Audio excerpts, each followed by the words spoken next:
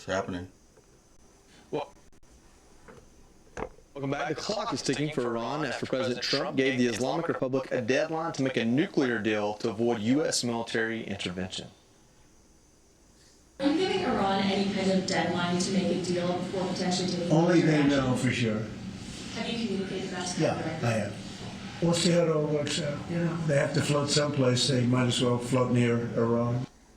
Yeah, the U.S. has already deployed a massive armada, as the president called it, to the region. As the New York Times reports that the president is weighing military options against Iran. And others are reporting that Iran could strike our NATO allies if the U.S. were to attack. Now joining us for tonight's big close-up is Matt Whitaker, U.S. Ambassador to NATO. Ambassador, thank you for joining us.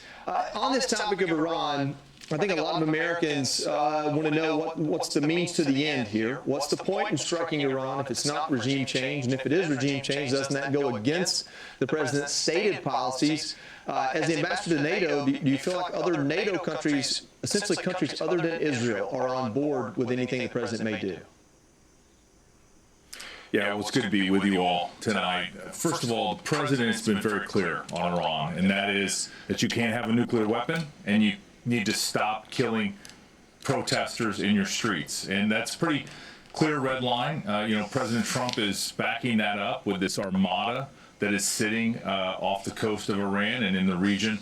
And so certainly that is a show of strength, but it also is an off-ramp for Iran. We're not asking for much. Just stop killing your people and eliminate your nuclear ambition. So, how our allies feel about it, they know that only the United States can do certain things. We've demonstrated that both in Venezuela and in our previous attack on Iran together with Israel. So, they understand the United States is uniquely positioned to do these types of engagements, but at the same time, the Iranians could de-escalate very easily and simply, and we'll see the ball's in their court. But, President Trump is not going to be forever patient on this. Ambassadors, you pointed out, Lisa here, you pointed out that one of the red lines was the killing of protesters, but that's precisely what the Iranian government has done. So hasn't the Iranian government already crossed that red line? And if so, what's going to be done about it? Yeah, we over there now. We got a whole fleet over there, ready to make it make sense. We like Venezuela. We on a different level than Venezuela. We have shown the power that we possess. The American government possess, and Iran is still not backing down. So there might be some tricks up their sleeves, but we're getting prepared for that. The killing of the people over there. There's a lot of political stuff, political theater. Acting, and we don't. You can see it from two different ways. Maybe you can see it from the perspective of the Iranians. Maybe they're killing the people that's aligned with the U.S. The regime, the government over there. Maybe getting rid of the people that's aligned with the U.S. that want to make deals and get rid of their nuclear capabilities. And Iran might want to be the possibility of creating our nuclear capabilities to be able to sustain itself, like North Korea, a small nation, to get respect and get in position of power, and they're known for being the oldest terrorist group, developing the oldest terrorist group and terrorizing the Middle East and other nations. So they're known for this, and so we don't want that capability at all in their hands, and. We want them to stop killing their people. The government, the American government wants them to stop killing their people, but we don't know the political insight of why they're killing their people. We know they're killing them, but we don't know why they're killing them. What is your reason for? What do you think is the reason why the Iranian regime is killing their citizens and their activists and people of that nature over in Iran?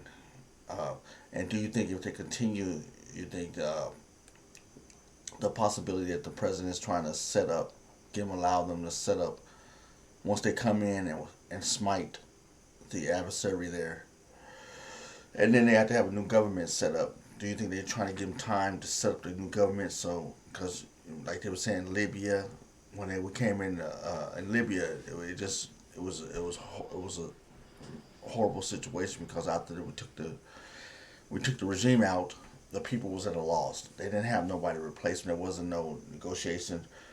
I think this time the president's using that experience and history as a lesson to say, hey, okay, when we come in, have your stuff together. Step in the place. We don't want to take over your nation. We want to support you and change the possibility of your future from a dictatorship to a democratic theocracy. And maybe that's what we want to do. What's your opinion? Leave a comment down below. Because we don't want to be responsible for that nation, the nation of people. We want them to take care of themselves, but we need a regime change. So maybe that's why we're going in. So we go in and we do what we're going to do as a nation, a warring nation against another warring nation, and we take out the fashion there. Who's going to replace it? So we need time to negotiate that space. And there is some type of low-level, high-level negotiation, but they're not letting us know what's going on. So let's continue. What's your opinion? Comment down below. Yeah, Lisa, first of all, they have crossed that red line, but, this is, President Trump has given them an ultimatum. Obviously, he does not want to see this spin out of control. We don't want to destabilize a country like Iran, the way Libya was by the Obama administration when Gaddafi was taken out and there was no plan for the day after that. And so we're going to have to obviously be judicious in how we use our power. But, this is the moment for the Iranian regime to finally abandon its nuclear ambitions, to stop suppressing protests in their streets. But, again, the ball's in their court, and President Trump is not going to be patient. And as Ambassador Whitaker just stated, what I was just saying earlier, we learn from history. We see the day after the Libya's was taken out and freed from their dictatorship. What did they do? It was a horrible situation. They had to they didn't have any plans, and so we had to sit over there and support them to get them back into another group, into power position, and take over and start a new, that we want to support the world of NATO and build channels in their nation, a new regime takeover. There was no plan for that. The people was all consolidated under that last dictatorship. So when we went in just blazing, I would say, and with no future plans for the country. So we actually had a lot of things we had to reestablish, support them in reestablishing their nation, and to tie into the world, the nations of the world, NATO, and be able to become a recognized nation again. So we learned from that situation. I think we're doing, as Ambassador stated so eloquently, that we learn from our past and we're preparing for the future, and we're not going to do what we did previously, and we're going to help the people. We're not trying to take over the people. We're just trying to stop the nuclear capabilities of a nation that's known to be terrorists, that we don't want that on the world's market. We already have enough nations with nuclear weapons to blow up the world multiple times. So without further ado, what you think about that statement from the ambassador, the U.S. ambassador, and what I stated. We don't want to have Iran floating out there with no leadership. We want to judicially move in the right perspective to support them to stabilize themselves after, if we have to go in and destabilize them, the regime, and have someone to step in and replace that previous regime that we supported in destabilizing and taking out. What's your opinion? Leave a comment down below. Let me know what you think. With them. All right. Ambassador Whitaker, thank you for joining us, my friend. A U.S. delegation. Thank you. A U.S. delegation including Steve Witkoff, Jared Kushner, and Secretary Scott Bessent met with Russian Special Envoy today in Florida as they push for peace in Ukraine. This comes as President Trump thinks a deal is close. Watch. I've ended 8 wars. All of them I thought were going to be maybe tougher than this one. But Zelensky and Putin hate each other. and it makes it very difficult. But I think we're getting very close to getting a settlement. Hundreds of thousands of people, mostly soldiers, have been killed. Ambassador, are you confident a deal is close? I think we're closer than we've ever been, but I've said that for the last several months, and it's quite simply that we have eliminated issues. We've come to agreements, whether that's on the security guarantees or whether that's the prosperity future for independent and non-warring Ukraine. But this last agreement, the peace deal that ultimately is the first step, is complicated, and it deals with territories and those by their nature and where you draw those lines and how it's administered and how the ceasefire is administered. These are complicated matters, but we are continuing to make good progress. We need this war to end. President Trump is absolutely right when he says the killing needs to stop. So, I continue to be optimistic that there will be a peace deal in place, but it's going to take both sides to agree to it, and we have to see whether both sides want to end this war. Thanks for that update, Ambassador. It's Anita Vogel here. Secretary of... Yeah, I want to make a comment on that before we get to the next lady here. What react to this?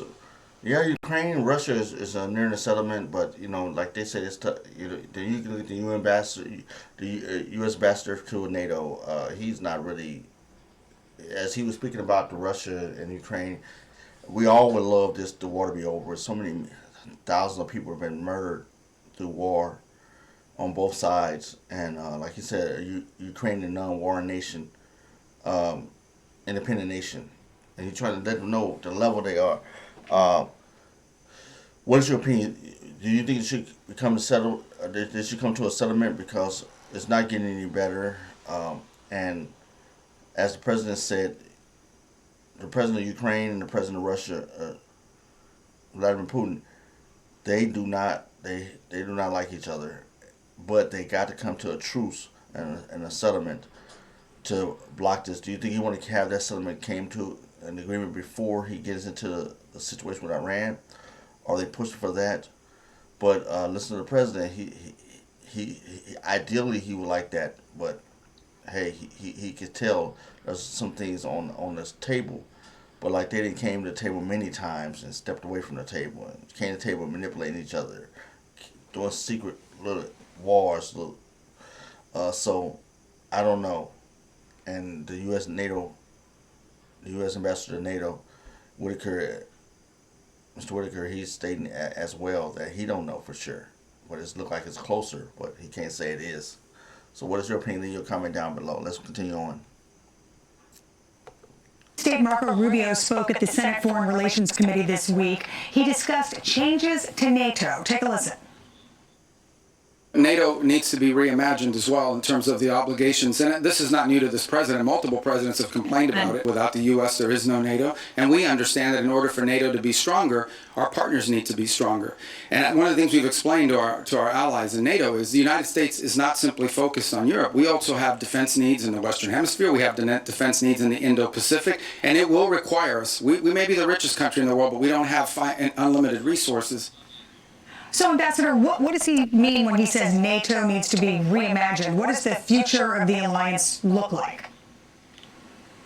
Well, we're in the middle of a factory reset, and what that means is Dwight Eisenhower, when he was president, said if we're in Europe for 10 years, so in the 50s, if we're in Europe for 10 years, that we have failed. And, we've been there now 76 years. We need, once and for all, our European allies to take over the conventional defense of the European continent. And, we got the Hague Defense Commitment, 5%. President Trump gets all the credit for doing something that nobody thought could be done. But now we have to operationalize that 5% and make it so that our allies are as equally capable as the United States. And so far we've had good progress over this first year. But, I spend most of my day and most of my time focusing our allies on getting stronger, not only militarily, but also economically, because that's how we're going to make sure that strength guarantees the peace. Ambassador Whitaker, thank you for joining us tonight. I know we threw a lot of hard questions at you, but you had answers for all of them. We appreciate it. Yeah, it's a it's amazing where we're headed to. Like this President Trump administration, he's actually taking them off the welfare defense protection in Europe and making them stand up accountable for their own protection. NATO, the countries, the European countries mostly, not all, but we're having them stand up on in their regards to their own countries and put some skin in the game. You know, what do you think that was a good thing that the president did, the Higgs Act? Do you think, or think it was something bad? First, people was talking about it's bad. That Europe is not going to do it. Germany's not going to do it. Australia, all of the countries not going to do it. Poland and all these countries not going to put. Then you realize, hey, we're gonna pull out. And you're gonna be on your own, and then we can support you, but you got to put some meat in the game, some skin in the game. So it has. They just count on the U.S. to do that. We go to war somewhere. We need 10,000 soldiers. Okay, we're gonna send a line 10,000 soldiers with you over there. So we sending the soldiers, the money, the food, the rations, the equipment, the everything, and they ain't sending nothing. And so they was counting that, and what he said about Dwight Eisenhower, where he said, if we're gonna be in there 10 years, we've been there ever since the 50s, supporting them. They got to eventually stand up, and this is the first president of the United States that's making Europe and NATO stand up. We know the most powerful part in NATO is the United States, but you guys got to stand accountable for your own actions too. And so we're seeing the change, and it's working towards the positive direction. So what do you guys think? Do you think that was a good thing that the president done by forcing the hand of the NATO alliance countries to put some money into the efforts of defenses with their nations, or you think it was a bad thing? Be honest, because now you know it's a good thing, because now you're seeing the benefit of it. None of the European nations want to put money into it, but now they got to. They're forced to, and we're seeing the results, and it's a positive result. So, nevertheless, what is your opinion? Leave a comment down below. Let me know. Move on to the next one. This is interest in Iran, what's going on in Ukraine, and what's happening with the NATO. We hit 3 major topics. So without further ado, tell me what you think. Leave a comment down below.